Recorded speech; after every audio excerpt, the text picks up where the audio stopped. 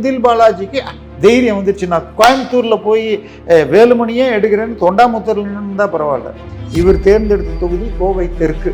உள்ளூரில் விலை போகாத மாட்டை வெளியூர் சந்தைக்கு கொண்டு போவாங்களாம் அப்படின்னு சொன்னார். இப்போ கரூரில் நிற்க வேண்டிய இவர் கோயம்புத்தூருக்கு போயிட்டார்.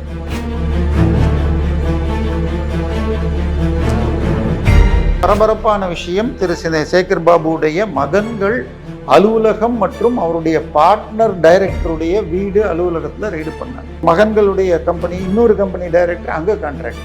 இப்போ இதெல்லாம் சட்டத்துக்கு ரொம்ப கெடுதல், அதாவது கான்ஃப்ளிக்ட் ஆஃப் இன்ட்ரெஸ்ட்னு வரும்.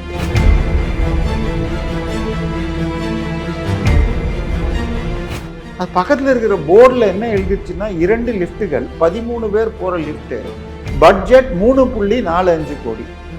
ஒரு லிஃப்ட் 25 லட்ச ரூபா, 2 லிஃப்ட் எவ்வளோ ஆகும்? 50 லட்ச ரூபா. 27,000 இஸ்லாமிய சிறுபான்மையினரும் 20,000 கிறிஸ்தவ சிறுபான்மையும் இருக்காங்க. ஸோ 47,000 ஓட்டை அள்ளி கொஞ்சம் நம்ம காசு கொடுத்தா மீதி ஜெயிச்சிடலான்னு தான் இங்கே வந்திருக்காரு. கொஞ்சம் காசு தான். இப்போ நமக்கு வருகின்ற செய்தி 2 பேக்கேஜ் வச்சுருக்காராம். கேஷாக வாங்கிறதுனா ஒரு குடும்பத்துக்கு 25,000 ரூபாய் வரை என்றும், இல்லைன்னா 1 கிராம் தங்க காசும் ஐயா ஒரு ஓட்டுக்கு 4,000 ரூபான்னு கொடுப்பதாகவும் செய்திகள் வருகிறது. பார்க்கணுமா, கிட்டத்தட்ட அடுத்த 2 நாளில் ஒரு சில தொகுதிகள்லையாவது தேர்தல் ரத்து பண்ணலாம்னு நான் எதிர்பார்க்குறேன். உங்கள் ஆரோக்கியத்தின் ஊற்று நண்பன் ஹெல்தி ஸ்வீட் ஃப்ளோர், உடனே ஆர்டர் செய்யுங்கள். 4ஆம் துணை நேயர்கள் அனைவருக்கும் வணக்கம். இன்று நம் நிகழ்ச்சியின் சிறப்பு விருந்தினர் அரசியல் விமர்சகர் தேவப்பிரியா அவர்கள் இணைந்துள்ளார். வணக்கம் சார். வணக்கம். தேர்தல் ரொம்பவே பரபரப்பாக நடந்து முடிஞ்சிருக்கு. ஆனால் இந்த தேர்தலில் பார்த்தீங்கன்னா பணப்பட்டுவாடா அப்படின்றது தொடர்ந்து பேசு பொருளாகவே இருந்துச்சு. அதுவும் கரூர்லையும் வட சென்னையிலையும் பார்த்தீங்கன்னா பெரிய பேசு பொருளாகவே இருந்துச்சு. கரூரில் செந்தில் பாலாஜி அவர்கள் என்ன பணப்பட்டுவாடா செஞ்சார், சேகர் பாபு அவர்களும் மாட்டினார் ஐடி ரெய்டில். அது என்ன விஷயம் சார்? இல்லை, நம்ம ஆரம்பத்தில் இதெல்லாம் வந்துச்சு. முதல்ல ஆக்சுவலாக அதுக்கு ஒரு 2 நாள் முன்னாடியே சேப்பாக்கம் திருவல்லிக்கேணி பகுதியில் யாரோ ஒருத்தர் வீட்டில் 2.5 கோடி பிடிச்சதுன்னு வந்துச்சு. அது யார் நீக்கிற தொகுதி? உதயநிதி ஸ்டாலின். அதுக்கப்புறம் இதில் திருவண்ணாமலையில் ஒரு குவாரி ஓனர் வீட்டில் 2.57 கோடி பிடிப்பட்டதுன்னு வந்துச்சு. இதெல்லாம் விட அதுக்கப்புறம் பரபரப்பான விஷயம், திரு சேகர் பாபுடைய மகன்கள் அலுவலகம் மற்றும் அவருடைய பார்ட்னர் டைரக்டருடைய வீடு அலுவலகத்தில் ரெய்டு பண்ணாங்க. அதாவது சேகர் பாபுடைய மகன் நடத்தும் கம்பெனி, அவங்க 2012-13 கம்பெனி ஆரம்பிச்சிட்டாங்க. அந்த கம்பெனி டைரக்டரை என்ன பண்ணியிருக்காங்க, நம்ம திருச்செந்தூர் கோயிலுக்கு ட்ரஸ்டியாக போட்டிருக்காங்க. திருச்செந்தூர் கோயிலுக்கு 300 கோடி ரூபாய் இந்த தினத்தந்தி குழுமத்தின் துணை நிறுவனமான HCL குழுமம் கம்ப்யூட்டர் நிறுவனம் 300 கோடி ரூபா கொடுத்ததை வச்சு இவங்க செலவு பண்ணதா கணக்கு காட்டி கும்பாபிஷேகம் பண்ணுறாங்க.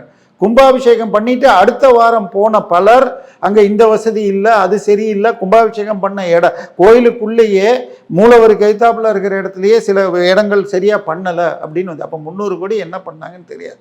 யார் இப்படி பண்ணாங்கன்னு கடைசியில் பார்த்தால் அருள்முருகன் சொல்லிட்டு சேகர் பாபுவுடைய மகன்கள் கம்பெனி டைரக்டர் தான் ட்ரஸ்டி. இவங்க எப்படிலாம் செலவு கணக்கு எழுதுறாங்கன்னு வச்சுக்கோங்க, ஒரு பேச்சுக்கு வச்சுக்கோங்க.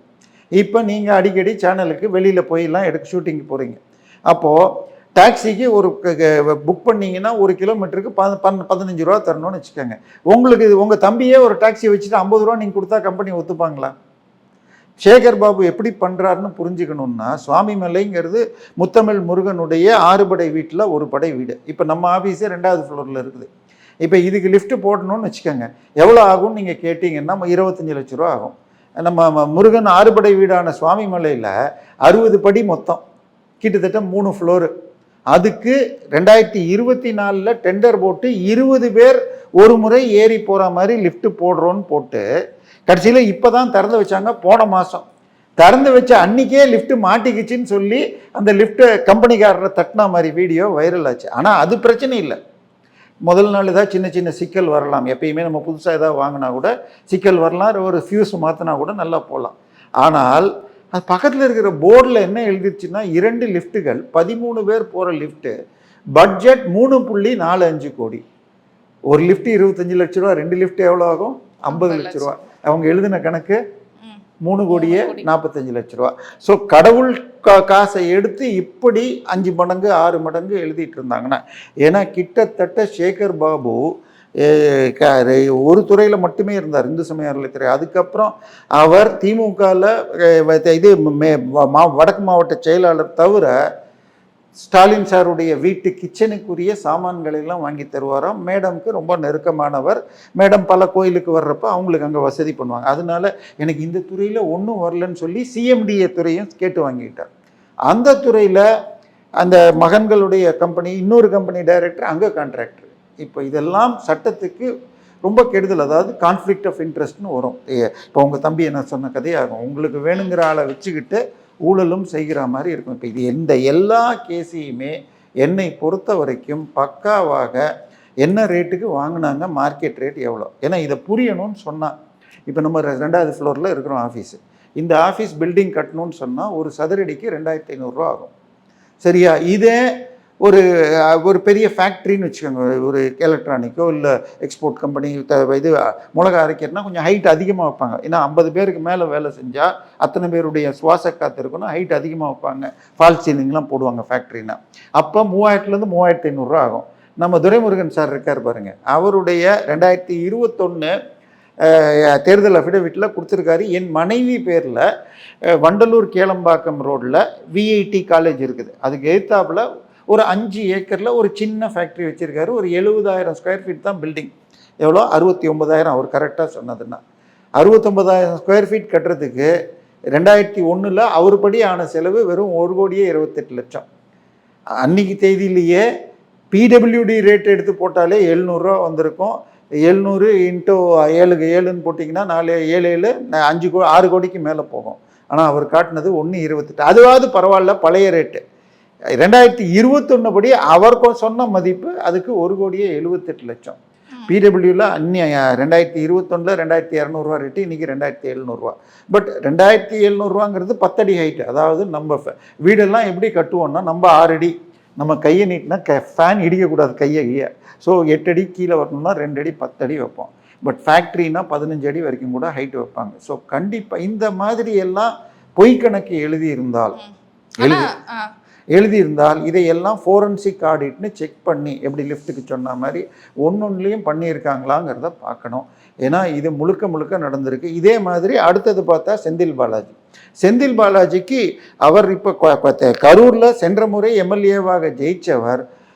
அவர் சொன்ன ஒரு கணக்கு, அதாவது திரு அண்ணாமலை அவர்கள் கரூரில் நிற்காம போய் கோயம்புத்தூரில் சென்ற முறை பாராளுமன்றத்தில் நின்னப்ப இவர் அடித்த கமெண்ட்டு, உள்ளூரில் விலை போகாத மாட்டை வெளியூர் சந்தைக்கு கொண்டு போவாங்களாம் அப்படின்னு சொன்னார். இப்போ கரூரில் நிற்க வேண்டிய இவர் கோயம்புத்தூருக்கு போயிட்டார். அவர் உள்ளூரில் விலை போகலையா? அவர் கரூரை செல்வ செழிப்பாக்கிட்டாரு, இப்போ கோயம்புத்தூரை செல்வ செழிப்பா. இல்லை அப்படி சொன்னா கூட பரவாயில்ல. மக்கள் எல்லாமே இல்ல அப்படி சொன்னா கூட பரவாயில்ல.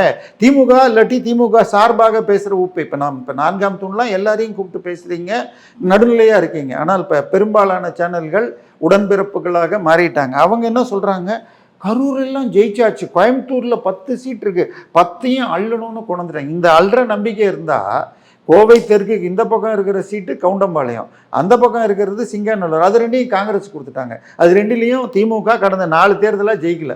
அப்போ இவர் வந்தால் ஜெயிக்கிறதா இருந்தால் திமுக தானே வச்சிருக்கணும்.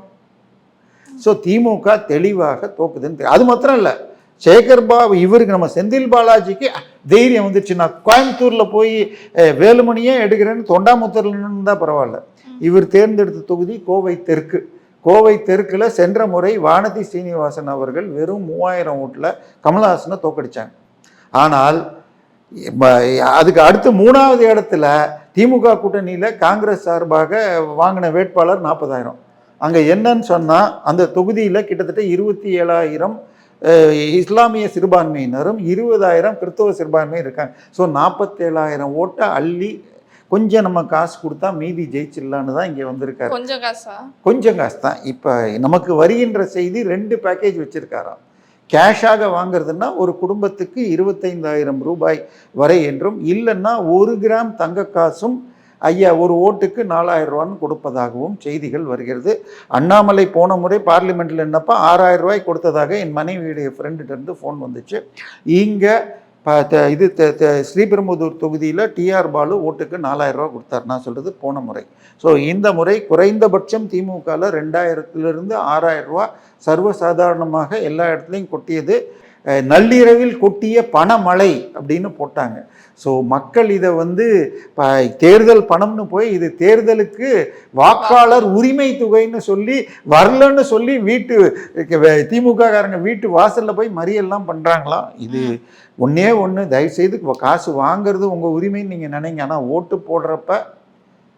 போட்டாங்களே தான் இல்லை, போடுறப்ப நியாயமாக தமிழர்களுக்கு யாருன்னு யோசிச்சு போட்டிருக்கணும். ஆனால் இன்னைக்கு வரைக்கும் தமிழர்கள் இதை பின்பற்றி இருக்காங்க. கிட்டத்தட்ட எம்ஜிஆர் இருந்த காலம் தவிர 5 வருஷத்துக்கு ஒரு தடவை ஆள் மாறிக்கிட்டே இருந்திருக்கு. போன முறை ஜெயலலிதா மட்டும் ஒரு தடவை 2வது தடவை வந்தாங்க. ஸோ அதனால மாற்றங்கள் வேணும் ஒரே ஆட்சியை விட. பட் இப்போ முடிஞ்சு போச்சு, இனிமேல் இதை பேச வேண்டாம். ஆனா இப்போ இவ்வளவு குளறுபடிகள் நடந்திருக்கு. அதுக்கு வந்து பொறுப்பா தேர்தல் ஆணையம் தான் இருந்து இதெல்லாம் கண்காணிக்கிற இடத்துல இருந்துச்சு. ஆனாலும் தேர்தல் ஆணையம் ஏன் எந்த நடவடிக்கையும் எடுக்கல? இல்லை, அதை தாண்டி நீங்க பாத்தீங்கன்னு சொன்னா இது ஓகே, இது பழைய கேஸ். இன்னைக்கு காலையில பேப்பர்ல பாத்தீங்கன்னு சொன்னா மயிலாப்பூர்ல திமுக வேட்பாளர் மயிலை வேலு அவர்கள் நெருங்கிய சகாவுடைய வீட்டில் 67 லட்சம் பிடிச்சதாக இங்கிலீஷ் பேப்பர் ஹிந்துவில் சொல்லுது. தமிழில் 1,37,00,000ன்றத இன்னொருத்தர் வீடான்னு தெரியல. அதுக்கப்புறம் இவர் நம்ம ஜெகத் ரட்சகன் எம்பி அவருடைய காரில் ஒரு 50 லட்சம் போன வாரம் பிடிச்சாங்க. இன்னைக்கு காலையில் பேப்பர் படி ஸ்ரீவைகுண்டம் காங்கிரஸ் எம்எல்ஏ வீட்டில் 67 லட்சம் பிடிச்சிருக்காங்க. நேற்றுக்கு கோயம்புத்தூரில் கோவை தெற்கு திரு சேகர் பாபு செந்தில் பாலாஜி நிற்கிற தொகுதியில் ஒரு வீட்டில் 30 கோடி இருக்கதாக காட்டினோடையும் நீங்கள் எலெக்ஷன் கமிஷன் வரலன்னு சொல்லி அவரை எதிர்த்து போட்டி போடுகிற அதிமுக வேட்பாளர் கோவை மாவட்ட செயலர் அம்மன் அர்ஜுன் கலெக்டர் ஆஃபீஸ் முன்னாடி மறியல் பண்ணியிருக்காரு. பிரச்சனை என்னன்னா, இதெல்லாம் சொன்னால் நீங்கள் கேஸ் போட்டுக்கங்க அப்படின்றாங்க. நம்ம சேனல்லையே நம்ம பேசியிருப்போம். திரு ஸ்டாலின் அவர்கள் 2011 ஜெயிச்ச வழக்கு, பணம் கொடுத்ததுன்ற வழக்கு இன்றைக்கும் நடந்துட்டுருக்கு. 2011 26 ஆயிடுச்சு. ஸோ நீங்கள் சொன்ன மாதிரி எலெக்ஷன் கமிஷன் உடனடியாக இதை தடுக்கணும். பட் அவங்க பவர்ஸ் லிமிட்டட். ஏன்னா எலெக்ஷன் நடத்தி முடிக்கிறது தான் அவங்களுடைய ரோலு. பட் மால் ப்ராக்டிஸுங்கிறது அவங்க கண்ணு முன்னாடி வீடியோ ஆதாரங்கள் இல்லாமல் கேட்டால் யாரோ கொடுத்தாங்க எனக்கு தெரியாதுன்னு கிட்டத்தட்ட ஸ்டாலின் கேஸில் அப்படி தான் அவங்க வழக்கறிஞர் ஆதாரம் இருக்காங்க. பார்க்கணுமா, கிட்டத்தட்ட அடுத்த 2 நாளில் ஒரு சில தொகுதிகள்லையாவது தேர்தல் ரத்து பண்ணலாம்னு நான் எதிர்பார்க்குறேன். தேர்தல் ரத்து பண்ணலாம். கிட்டத்தட்ட மயிலாப்பூர், கோவை தெற்கு, இந்த மாதிரி 1-2 தொகுதியில் ஏதாவது மாறலாம்னு நினைக்கிறேன். சில பூத்தில் அந்த மாதிரி ஏதாவது நடக்கலாம். கண்டிப்பாக சார். தொடர்ந்து பேசும் பல நிகழ்வுகளை பற்றி நன்றி.